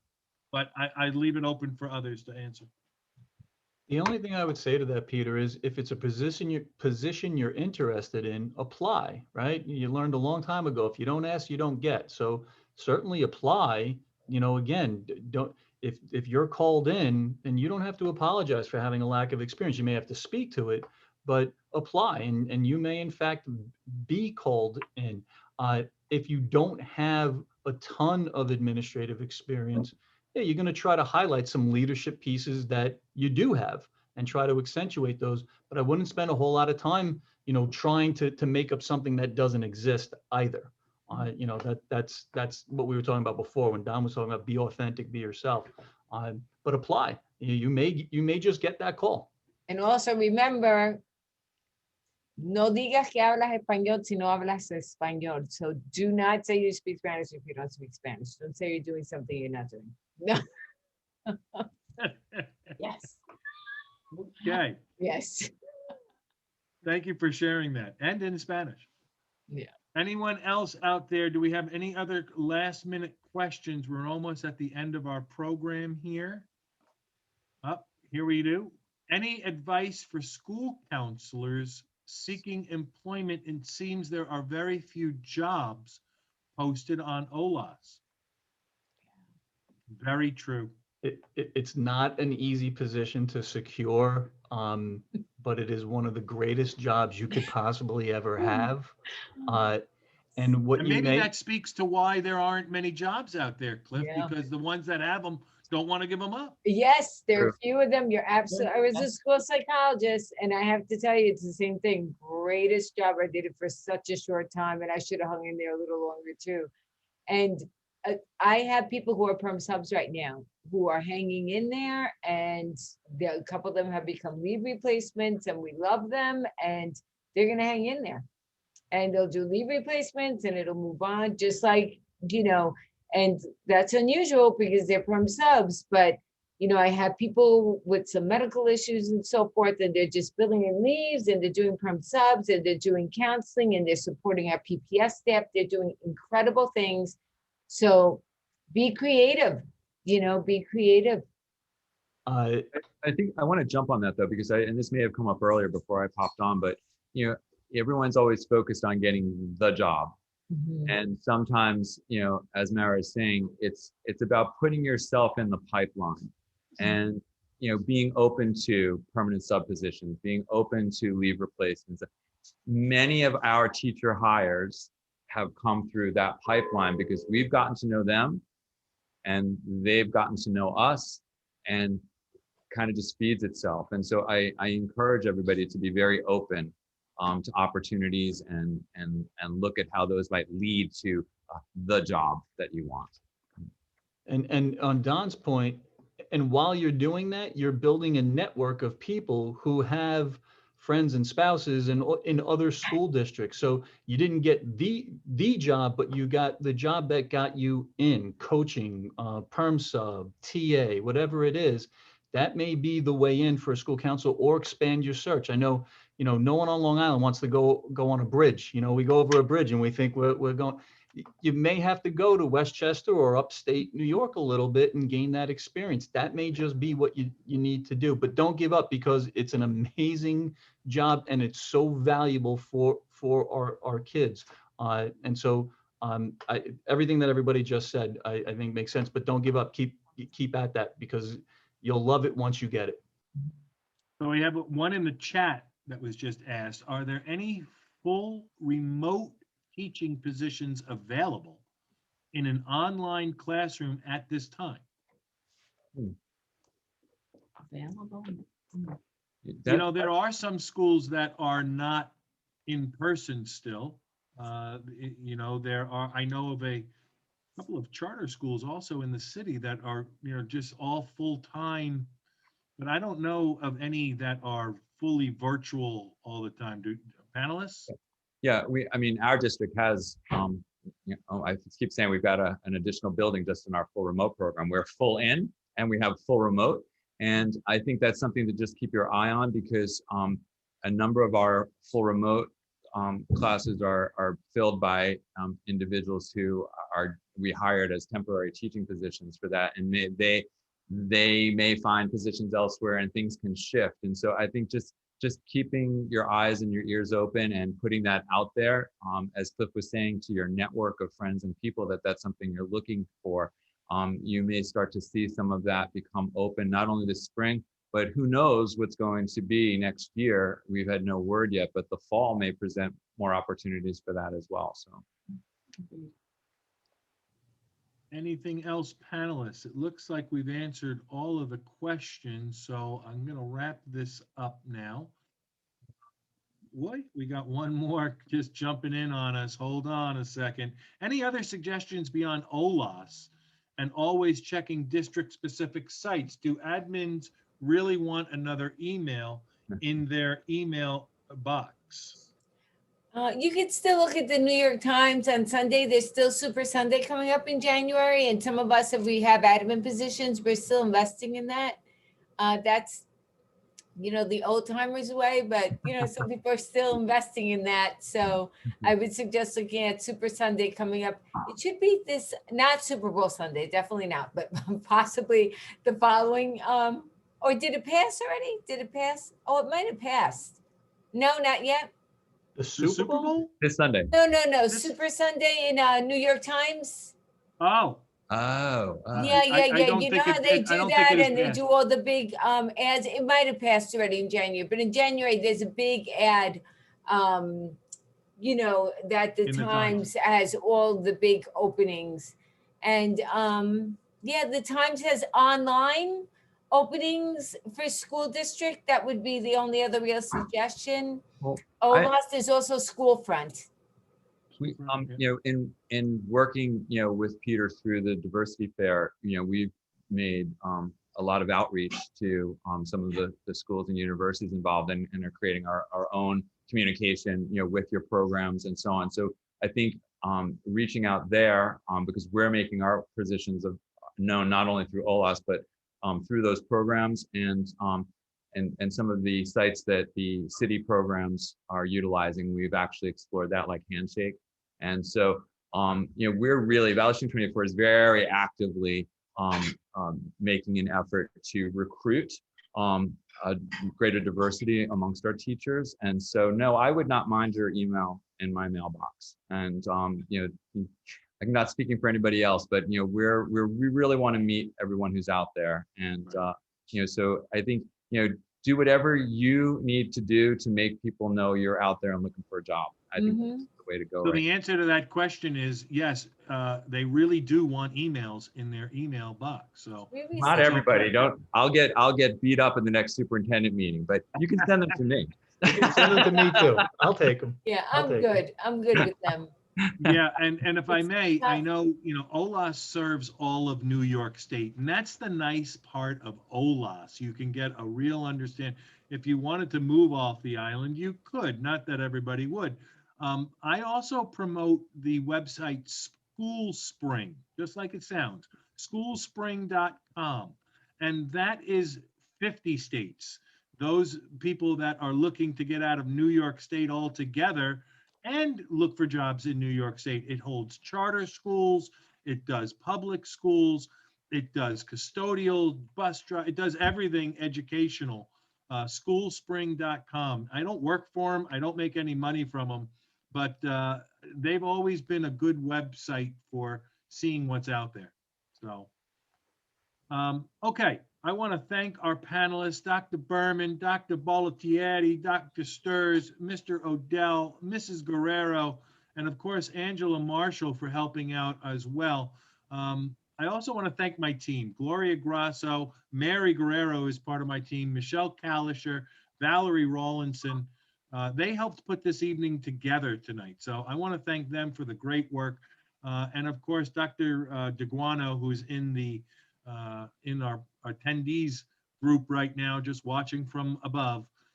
She's been a great help to us in this program as well. So thank you to her. We're going to do this again, February 25th. Will be different participants. There'll be different panelists here, but I want to remind the attendees that we will be doing this again, February the 25th. And those of you who are on the panel right now, if you'd like to come back, you're certainly welcome to do so. But I've taken up so much of your time. I appreciate it. And thank you for your service. So everyone have a wonderful night. Thank you again for coming and have a wonderful day. Thank you. Best of luck, everyone. Be well and safe. Bye, everyone. Good luck. Stay safe and be well.